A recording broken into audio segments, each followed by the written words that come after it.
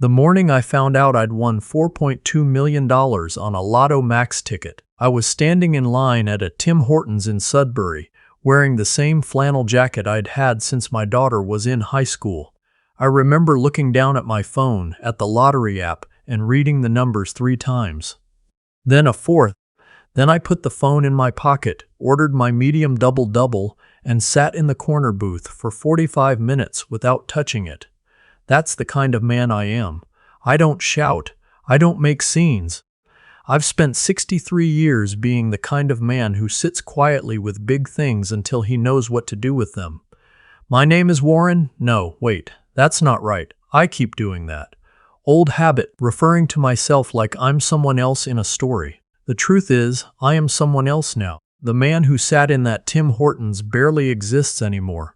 Call me what my late wife used to call me. Just the old man who finally caught a break. She passed 11 years ago.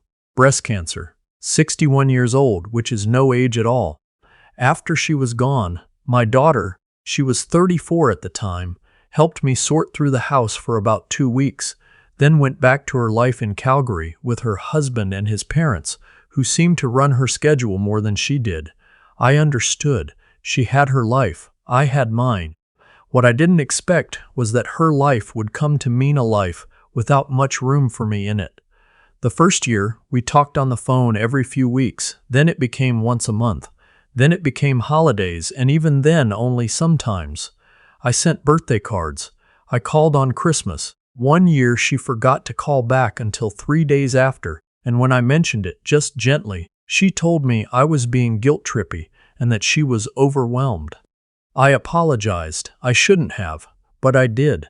By the time 7 years had passed, we were essentially strangers who shared blood.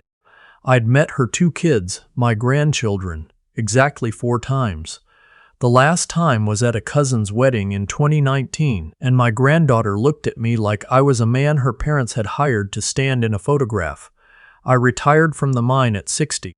31 years underground, not literally, but close enough. I worked in mine safety, training crews, writing compliance reports, breathing dust. When I finished, I had a decent pension, a paid-off house in Sudbury, and precisely nothing to fill my Tuesdays with. I took up woodworking. I joined a seniors curling league. I drove to Manitoulin Island every summer for a week by myself and watched the water. It was enough. I told myself it was enough. The lottery win didn't feel real for about 10 days.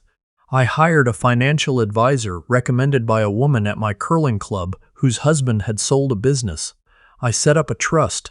I invested most of it. I kept a portion liquid because I had some ideas. The pension covered my living expenses just fine, so the money sat there like a question I hadn't answered yet. I sold the house in Sudbury. It was too big, too empty, too full of the particular silence that comes from a life that's wound down. I bought a property outside of Collingwood, not a mansion. I want to be clear about that. I'm not a mansion kind of person, but a proper house on a couple of acres with a workshop big enough for my woodworking and a covered porch that faced west so I could watch the sun go down over the trees. I had it to myself. I had a dog, a big mixed breed named Biscuit, who I'd adopted 2 years earlier from the Humane Society. Life was quiet. Life was genuinely good. I hadn't told my daughter about the money. I hadn't told anyone in the family. A few close friends knew, and my financial advisor, and that was it. I wasn't hiding it exactly. I just didn't see the point in announcing it. The people who mattered to me didn't need to know to keep mattering. She found out through her cousin. My nephew had seen something on social media. Someone at the curling club had mentioned it vaguely, tagged me, and the wrong person saw it and did the math. I don't know the exact chain. What I know is that on a Saturday morning in October, my phone rang, and it was my daughter's number, and when I answered, her voice had a warmth in it I hadn't heard since before her mother died. "Dad," she said, "I've been thinking about you so much lately." I sat down. We talked for 40 minutes. She asked about my health, about the new house, about Biscuit. She laughed at things I said. She called me Dad 17 times. I counted later, not in the moment, but I counted later because something felt off and I couldn't name it yet. At the end of the call, she said, "We really need to see each other. It's been too long. I feel terrible about how distant things have gotten." I said I'd like that. I should have listened to the thing I couldn't name. 3 weeks later, on a Thursday afternoon, I heard a vehicle coming up my gravel driveway. Biscuit started barking before I even got to the window.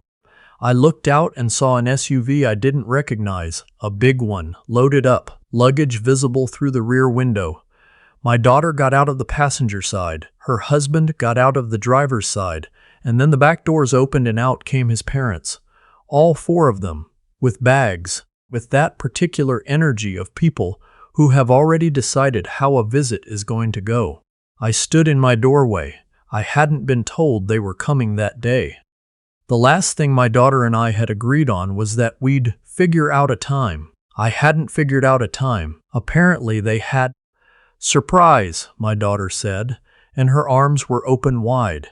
I want to explain why I let them in because I know what it looks like, and I know what some people would have done differently. Here is the truth. She was my daughter. Whatever had happened between us, whatever years had gone quiet, she was still the little girl I'd taught to skate on Ramsey Lake. She was still the person I'd sat with in a hospital waiting room when her mother was first diagnosed.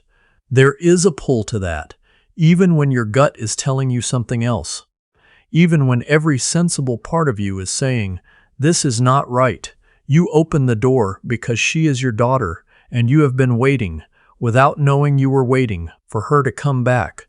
So I let them in. My son-in-law shook my hand and looked around the house the way people look around a house when they're calculating. His mother, a woman I had met exactly twice before and who had never once called me by my first name, walked through my living room slowly, touching the back of my furniture, saying things like, "Oh, very nice," in a tone that suggested she was grading it.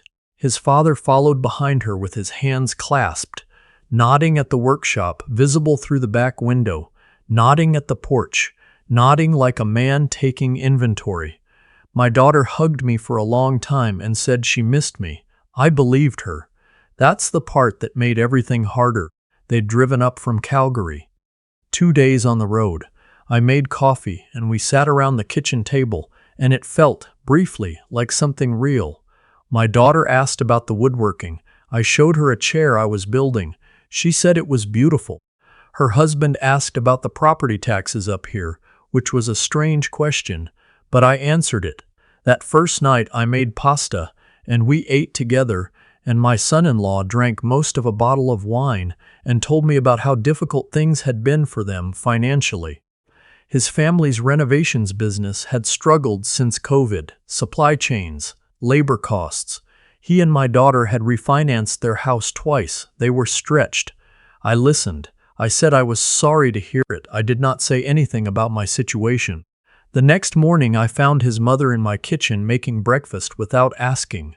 She'd rearranged my spice cabinet. My son-in-law was on the porch on his phone, and I heard him say to someone, "It's a good setup." Yeah, definitely room. My daughter was still asleep.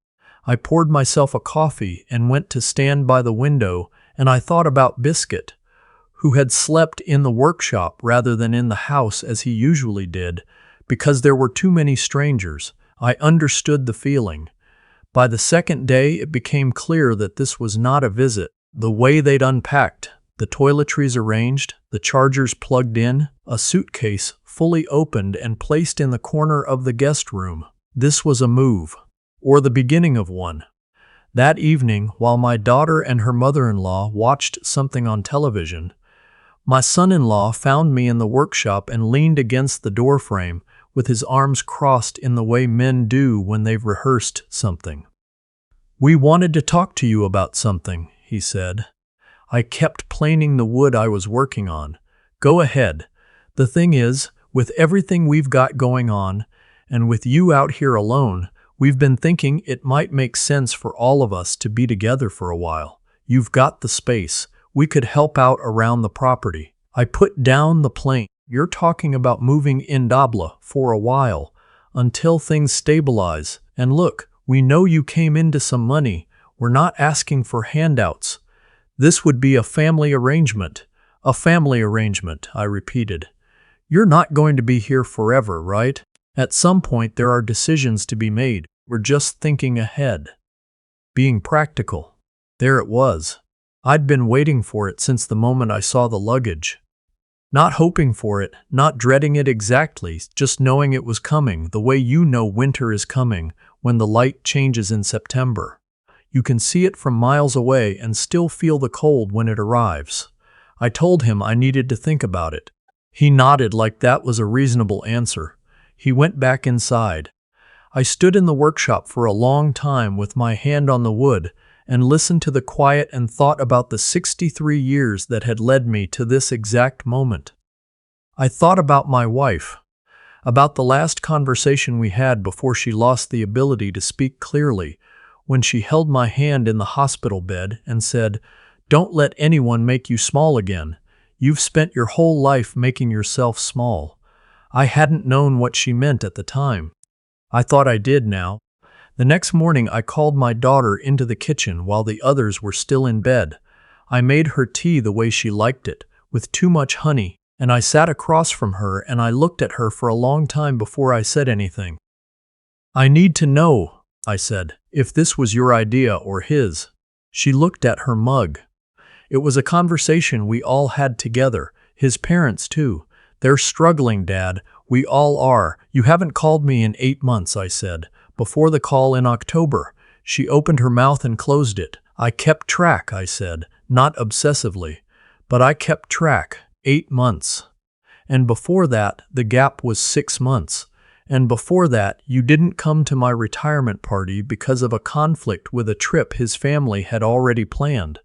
I said it quietly. I wasn't yelling. I've never been a man who yells. I'm not saying this to hurt you. I'm saying it because I need you to understand that I see what's happening, Dad. I won money, I said, a significant amount. And 2 weeks after that becomes known. You're in my driveway with your husband's parents in a fully loaded vehicle. I'm not an idiot. I'm old. I'm not stupid. She started to cry. I had prepared myself for the crying. I'd sat with it in my head the night before, knowing it was coming, deciding that I loved her enough to have this conversation anyway. "I do miss you," she said. "That part is real. I believe you," I said, and I meant it. But missing me and coming back to be my family are two different things, and showing up with a plan that involves his mother rearranging my kitchen and his father looking at my property like he's dividing it up in his head, that's not you missing me. That's something else. She wiped her face. She didn't argue. That told me something. "I'm not going to let you move in," I said. "I'm not going to be funding his parents' retirement or subsidizing the business or quietly making things comfortable for people who have never once treated me like I was part of the family. And I'm not going to pretend that what's happening here is about love, because love doesn't look like this." "What does it look like then?" she asked, and her voice had an edge now. "It looks like calling," I said. "It looks like showing up without luggage and without a plan. It looks like asking how I'm doing because you actually want to know." She was quiet for a long time. "Where does that leave us?" she said. "I don't know yet," I said. "That depends on you." I gave them until noon to pack up. My son-in-law tried once more in the driveway to walk things back, reframe it as a misunderstanding, a miscommunication, and I listened politely, and then I said, "Safe drive back," and I went inside and closed the door.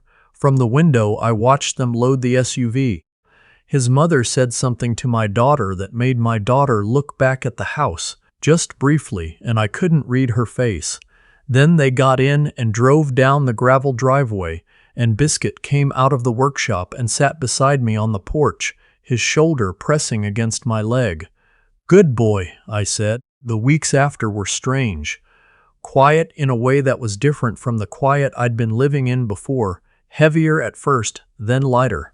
My daughter texted twice, once to say they'd gotten back safely, once 3 weeks later to say she thought I'd been too harsh and that she felt ambushed.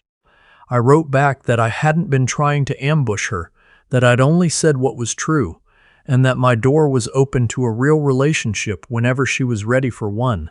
She didn't respond for a long time. I went ahead with the idea I'd had since the money came in.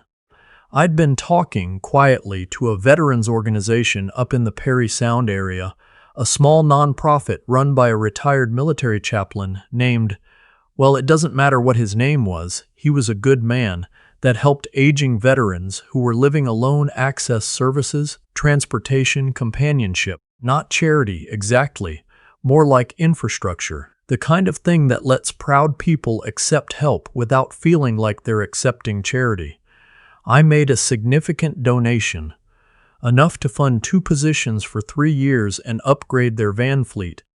I went to their annual dinner in November and sat at a table with 4 veterans in their 80s who told stories that made my modest troubles feel small and my gratitude feel large.